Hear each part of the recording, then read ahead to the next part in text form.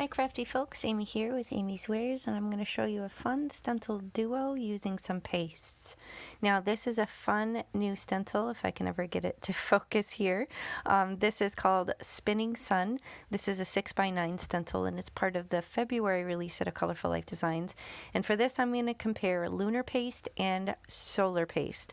And I'm going to make two different cards using this black cardstock, which I have die cut. Here's a photo of the finished card to show you the direction that we're headed.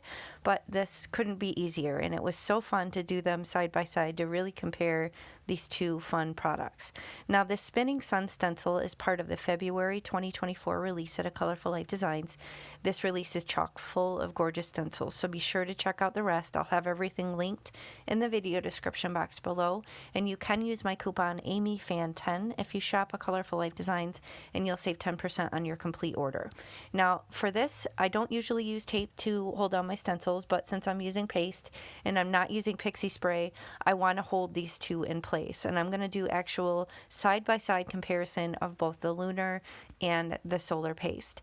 I believe I had the lunar paste first. I think that's the older one. And then I recently acquired a solar paste, which I have not used yet. So I'm going to compare these side by side. Now this right here is the solar paste. This is the gold color, and I am going to use wooden handles and flat foams for this process. You can use like a spreading tool and go thicker with this medium, but I prefer to go thinner because not only is it easier to work with, but it dries quicker. I use the same sort of technique with my metallic gilding polish, which I find is very similar in consistency to this stuff. Now, basically the difference between the lunar and the solar paste is not going to be as evident because I'm working on black. But as you can see here with this, my gosh, I'm already mixing it up. I think solar paste. The solar paste has a white base. So you think of it as kind of being more subtle. For example, if I were to use this on a white cardstock, it would just show the slightest hue of gold. Kind of when you tip it in the light, it would be very subtle. It wouldn't stand out very much.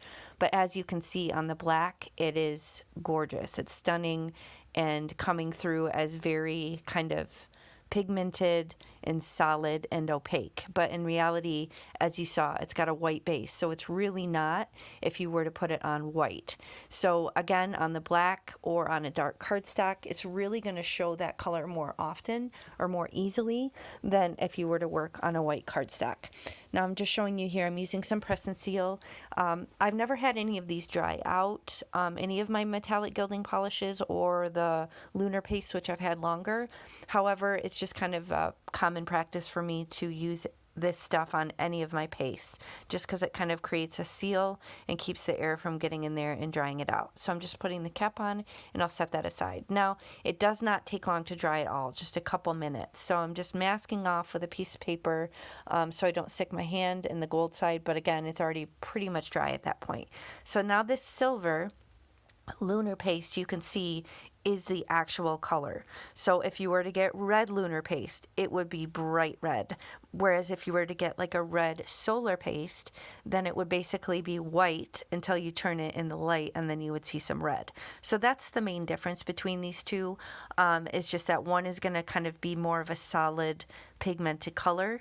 But again, as you can see on black, they're very similar and it's kind of hard to tell that one is more solid or opaque in terms of color than the other, just because they're both so dramatic. So now I'm going to pull this back and reveal this gorgeous design, and you can see I'm not even using pixie spray, and you can see how easily and cleanly that went down onto these two panels. So I'm just using the tape to kind of hold it, but I do kind of quickly go and get my stencil in a bath of soapy water in my sink just so I can kind of scrub that metallic stuff off because it does dry so quickly. So what I did here is I took another piece in A2 size of that black cardstock and attached it to a white card base, and now I'm going to pop up these two panels with my thick 2-inch foam tape. I got this from scrapbook.com. Just going to cut a couple chunks here just to really pop this up and give it some dimension on the front of the black card base. So I'll remove the backer and apply that down. And it does have that nice stitched edge that is an A2 size stitch rectangle die from LDRS Creative.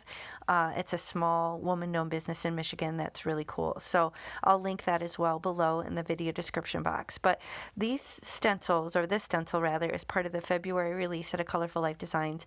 And there's a really nice mix. There's some spring inspired, some St. Patrick's Day, some fun geometric, lots of really cool stencils. So be sure to check out the rest of the release.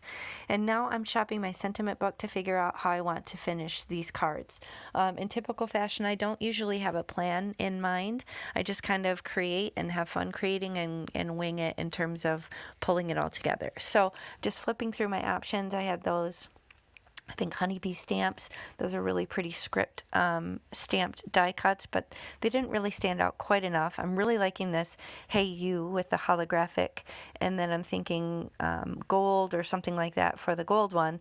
But then I realized the gold's a little hard to match, so I end up using just the black and white. And now for a sub-sentiment, I'm going to use some simple strips from Tailored Expressions. I have those awesome storage boxes, and these I'm actually going to trim down because it says Happy Birthday Hot Stuff or something like that, and I just want the happy birthday portion. So I'm just going to trim it down and make it a nice straight edge on both sides of the happy birthday, and then I'll have a nice little sub-sentiment, and I'll have 2 more birthday cards for my stash. So this design is gorgeous. It would work for anyone. This would make a nice masculine design. I didn't even feel that it needed any bling. I just popped up that little sub-sentiment, and with the beautiful design of the stencil, it really speaks for itself. So that's my comparison of the lunar and the solar paste. I hope you found that helpful. If you did, please hit the thumbs up and consider subscribing.